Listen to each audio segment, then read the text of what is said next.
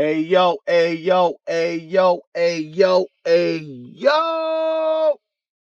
It's the God, it's the God, it's the God, it's the God, it's the God, it's the God. Live in the cave with 12-9. It's the CLR Rule Edition. You know what I'm saying? We outside. Niggas be talking about they outside. Niggas be really outside. You know what I'm saying? We in the red guts. Talking to somebody that is responsible for a lot of niggas having red guts. You know what I mean? This is my big bro. This is the inspiration for a lot of niggas in Crown Heights. You know what I'm saying? I'm talking about the one and only Pup-Lo. What's good? What's good? What's good with it? You know what I'm saying? RolexxDre, aka a whole lot of way, aka I want to go that way, aka I try to be that way, aka I used to be that way. You know what I'm saying? Peace to the low, the triple OG, triple triple. You know what I mean? Thanks for coming out and building with us on this great day. You know what I'm saying? Appreciate you, bro. Always, you know that. Um, so we gonna get right into it real quick. You know what I'm saying? We're gonna get into the history. We gonna get into the past, present, and future. You know what I'm saying? And we're gonna take care of that. And we're gonna try to clean up certain things. We're gonna try to level certain things off. We're gonna try to make things right. So the first thing we're gonna go into is as far as being part of the quote unquote culture, how do you feel about the word culture?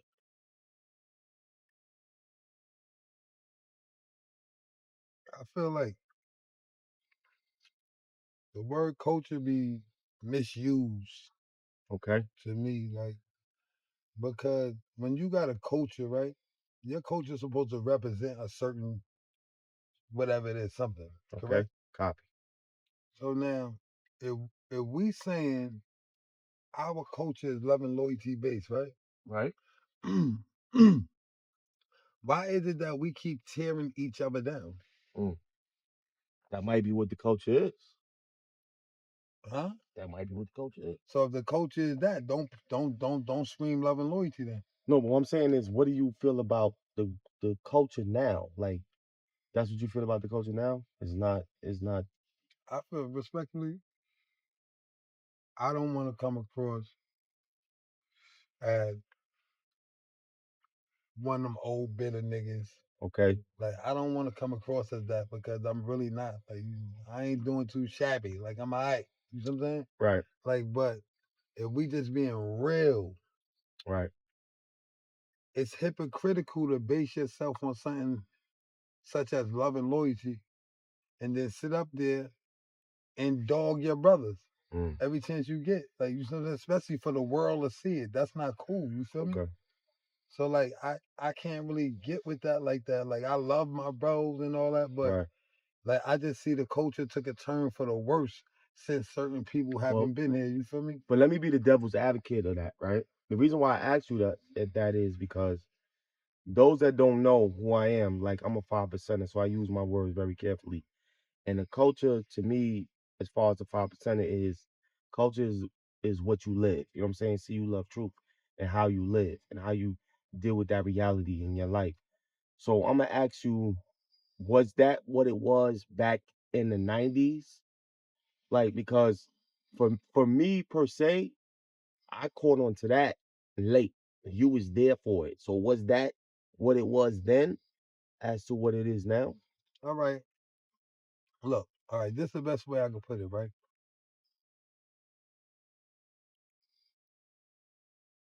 All right, let me start here, right? Go Just ahead. so we can get a firm understanding. So Peace. because my thing is this, with me, I'm not everybody else. When I talk to the people, Mm-hmm. ain't no capping. Like you know, do could be in their feelings or whatever. Stop me when I'm lying. You feel me? Copy. First and foremost, love and loyalty never was supposed to be out here in the street. Okay. Let's start What there. what do you mean by that though? So it was in jail. Love and loyalty was something that me, Ralph, Clay, and a whole bunch of other brothers that was locked up came together. You gotta speak up so they can hear you, low. All right. Love and loyalty Right. was something that me, Ralph, Clay, and a whole bunch of other brothers from around different areas who we all bonded with came together and just on some brotherhood shit. Ain't no leader, nothing. Like just Right. dudes who fuck with each other. You see what I'm saying? Right. That was that. Cause you got dudes out here screaming love and loyalty and don't even recognize certain dudes who was really putting in pain in there behind what we was doing. Okay. You see what I'm saying? I don't even know who okayed that to even be out here. Where did they, you see what I'm saying? Like, how can you just grab something that you was never a part of? But before you even go that deep into the situation, I was asking as far as like when it started, when it was around, when you was a pup. No, look, that's why I said what I said first. Okay. That's what I was saying. Okay. Now, so just keep that in mind. First of all, that was never supposed to be out here, and brothers ran with it who had never had nothing to do with it. You see what I'm saying? Right. That's one. Now, I don't know, respectfully, you got anybody who been around, bro. Right. As long as I ever known St. John's and Utica. Right. Don't get me wrong. You got your selective few good brothers. You see what I'm saying? Mm-hmm. But for the most part, niggas always been snakes on St. John's. Like niggas will rob you for your shit. You go out take money with niggas just because you might not be from around there. Niggas will rob you. Like so, like I don't even know how love and loyalty equate with that. Like you said, it was never that. So you see what I'm saying? So what you're saying is back because we gotta like explain it to the people that's watching that don't know. What you're saying is back in that time, there wasn't love and loyalty. It was just dog eat dog world. Dog eat dog world. Big nigga take away from the little nigga fight for it. He might make out, not perhaps, but you are here, but you're not here in the percent of the equation of being the big homie. Right. They didn't use the big homie term back then, so it was kind of traumatizing for niggas of our size and stature, because at the end of the day, you have the name Pup. You have the name Pup. I'm gonna give you a prime example. So where did the name Pup come from? Oh, it actually the Pup come from my aunt. Okay. Like they had a back in the day they had a cartoon called Pound Puppies. Pound Puppies, yes. I remember Pound Puppies. I was in the living room with my grandmother, my brother, sister. We just sitting in the living room looking at the Pound Puppies. My aunt come through the door. Oh my God! Like we thought somebody shot her or something the way she came in the door. Wow. So everybody turned around looking like, what happened? What happened? She like, don't he look like that cute little dog? And then she started calling me that like that. You feel me? And you know what's crazy? The fact that cuz just left, right? We never thought that's what it was. We thought your name come from you being a pump. Nah, and I was the baby though. And we never took that as that way. We thought like Pup was like the little nigga in the situation. Yeah, that's what I'm saying. So we took that persona like, yo, you a pup, nigga, you a pup. Yeah. Don't run into Pup because Pup gonna teach you not to be a pup. Yeah, you know what I mean? So that's where we get it from. Hand, though. You know what I mean? That's where we get it from, and type shit. You know what I'm saying? Yeah, it all went hand in hand though. That's okay. That's how I went seamlessly. So y'all got it here first. Live in the cave with 12-9. Pup just broke down where the name come from the Pound Puppies. You know what I'm saying? You gotta know what the Pound Puppies is. You know what I mean? You got to be in your late 40s to understand what the Pound Puppies is and shit like that. So we gonna transcend. We gonna grow up a little bit. We're gonna grow up a little bit and go into okay. You was in Crown Heights, you know what I'm saying? This is before the riots, right? Yeah. It's before the riots. So we're not gonna touch on the riots and what niggas was doing in the riots and all that crazy shit. We're gonna say like, cause I want to touch on something sensitive so people can understand that why we fuck with Pup, right? So not to put too much out there, you know what I'm saying? I have certain inspirations in my life, right? And I'm gonna give y'all this, right? I have certain inspirations in my life. And one of the inspirations I had in my life, they tried to tell me that inspiration was, they killed my inspiration. So I was crushed behind that, but I found out they was lying to me because my bro was still around, right? So you met two inspirations in my life today, and you're the other inspiration in my life. And I told you this. Right. I told you this man to man, right? And the thing is about growing up as being a little nigga, small nigga, whatever in stature, we had to fight stronger and harder to have our place amongst the giants. You know what I'm saying? And that's the trauma I think that you dealt with and why you ended up where you ended up. So if you can you explain how you ended up where you were without giving too much information and telling the people that the time that you did and not the trauma part of it, but you still ended up coming home and being a substantial individual and a brother that's shining right now. Because you could have came home fucked up. Can you give the people that so they can understand what it is to be around the madness and then come home and still be all right? That's if you can give that. Like, first of all, like, I had it rough coming up, man. Like, I was to some people I would be considered still little, right? Right. Because he was a pup. Yeah. So therefore, I'm talking like in like height and stuff, like, Yeah. right? So think about it. Me, 13 years old, right? Okay. You would think, damn, like he's a little baby, like motherfuckers that have sympathy towards the young. And at that time, I was a basketball playing kid. I'll fight or something, but I wasn't too crazy at that time. You know what I mean? Right. You want me to tell you, like, son, I never told nobody what flipped my switch. Tell them that. Don't tell me. Tell them that. What flipped my switch was this. This when I knew this was a cold motherfucking world. Right. When Big Boo, the Watchtower, Right. I was 13 years old, bro. I was little as hell. That nigga walked up behind me, snuck me and dope fiend me, pulled me in the air and robbed me, bro. Wow. Word to mother, bro. From that moment on my mother's grave, bro. Wow. From that moment on, nigga, it was on, bro. And that was the trauma. I just Yo, bro, it was over, bro. Word to mother. That right there let me know, like, that brotherly love shit and all that shit's out the fucking window, bro. But how did you feel about that, though? I'm saying, like, it taught me a lot. Like, I don't hold no grudge against him personally and nothing. Like, today, like, me and him kick it, you see what I'm saying? Yeah. But it really shaped it. Was it malice behind it, or was it like a lesson being taught? Nah, like, yeah. Like, it was like a lesson because, like, the lesson was this. Don't give your word on something if you ain't gonna stand on it. You feel me? So he was wrong. No, like, I told Frank. No, you're not telling what it is. It just is wrong. Yeah, I was right. like, I was wrong. You because I was like a little wrong, and yeah. But I'm saying I was 13. Like, I ain't have it all figured out. Like, I was still learning, bro. I like a lot. The lesson is the lesson. At the end of the day, is the lesson. But this is what I'm saying. Right, harsh reality. I was wrong, but even at that age, I was intelligent enough to know, like, I wasn't scared. But not to do nothing because I was wrong. I knew that. You know what I'm saying? This is how serious it is. This is how serious But that just go to show you, like, dudes will love up on you, bro, and the next instant, like, flip. You see what I'm saying? I mean, like, that's crazy to me, bro. Like, I was young at the time. Like, that really did something to me, bro.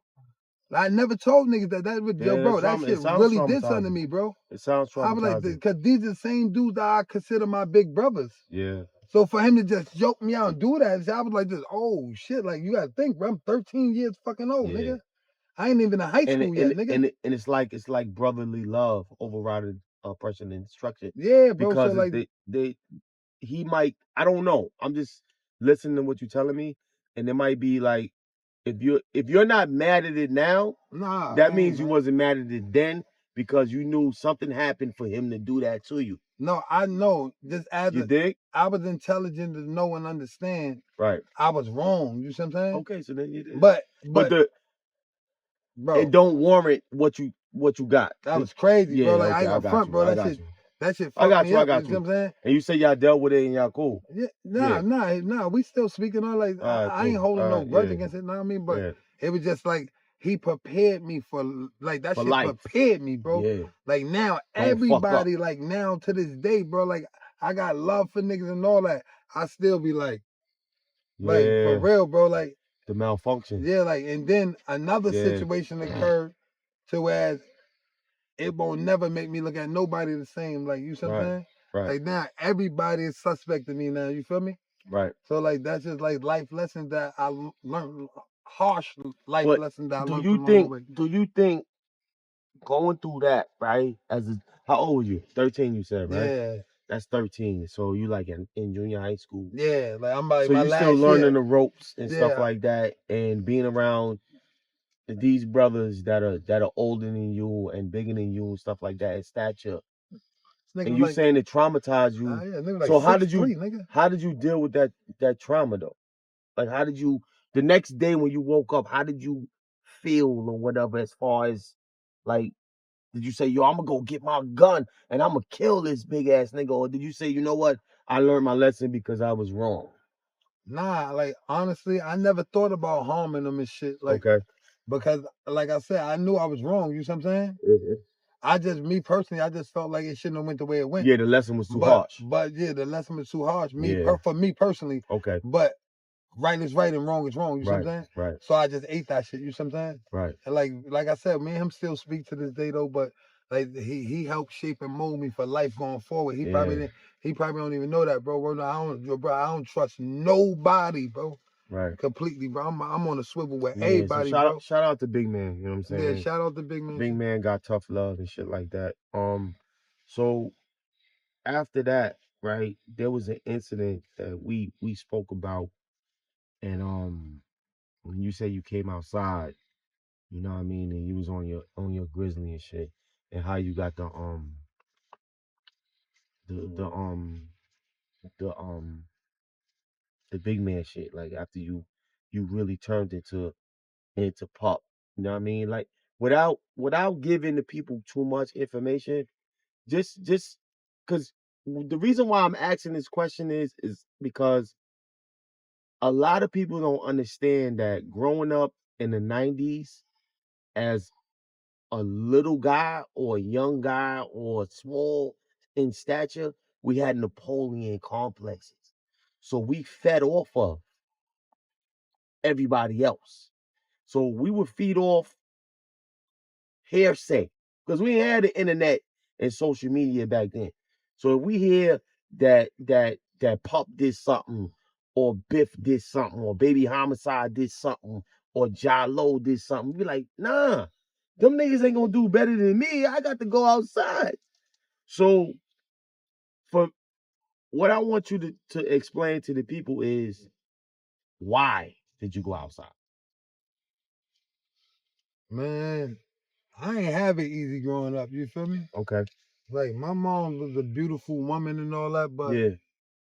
shit was rough, bro. I ain't Yeah. gonna front. Shit was rough. It was like you Right. know, you know how like girls just deem you to be handsome or whatever, but Yeah. your shit ain't together. Like they looking past you, like. Right. And I'm at that level where I'm about to go to high school. Right. You know, I'm into the girls crazy. Right. I'm a basketball star. Mm-hmm.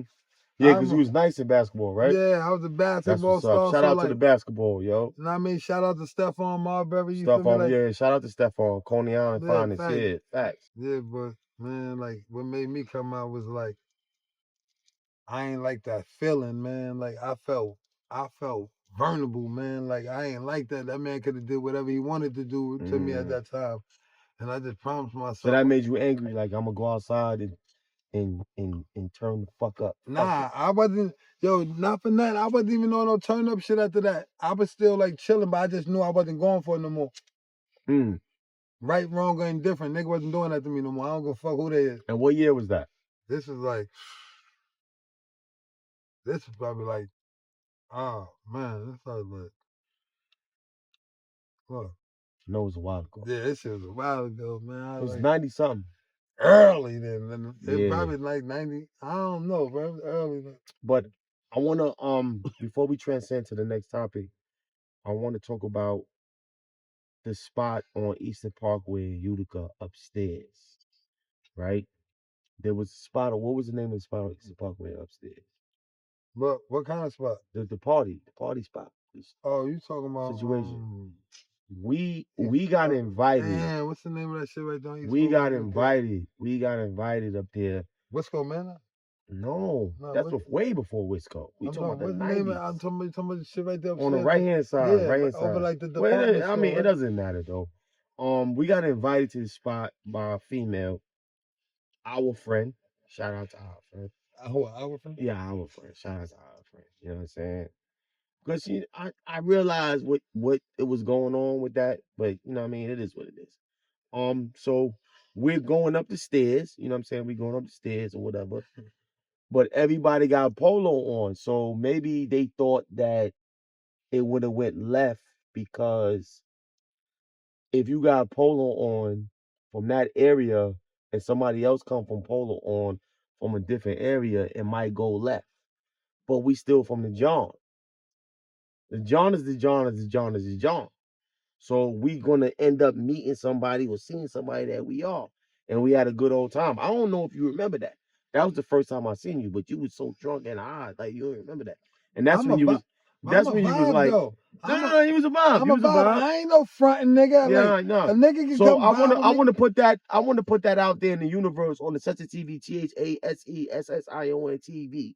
So people can know that like I always wanted to meet Pup in the physical sense because I heard about Pup. You know what I mean? I know certain, I don't know what to say, like little niggas, small niggas that put that pain in and all that. So the one of the original niggas is Pup, Baby Homicide, and Biff. You know what I'm saying? So I had to meet and physically meet Pup. I don't think Pup even remember that shit, but it doesn't even matter. I don't. It doesn't even matter. But we gonna go into the next situation, right? So now you're enjoying life and stuff like that. And how did you end up going inside, bro? If you want to talk about that. It was like, all right. Because you was gone for a while. Yeah, it was like, man, we was taking, all right, here we go. Right? It was like this, right? We was taking money. Okay. But like our taste buds started growing, man. Like it's like the money we was getting, like it was cool, but that wasn't enough, man. We needed some more money. Like we niggas started getting into buying cars now. Now niggas started Change demographic. Niggas It went from started polo to cars and jewelry. yeah, niggas started like that's a fact. niggas is in the dropping 10 on the chain back then. Like Yeah, that's a fact. like niggas with the shit though. So but Yeah. so niggas like this, damn, well, how can we get more paper? Like, you know what I'm saying? So now we went from the stealing shirts and like the garments, Right. to like now we wanted these shits, man. Yeah. Oh yeah, by the way, one time, let me say one thing. Go ahead, do your thing, brother. Rudy Lowe, I heard you said, yo, how Pup turned his name to RolexxDre and he ain't even got a Rolex watch. Let me move up close to the camera so you can see it. Look, motherfucker, black face, cause a motherfucker black hearted, you heard? Yeah. RolexxDre, Brooklyn, Barclays Center. I'm home. Price, what up? You know I had to do it. Okay.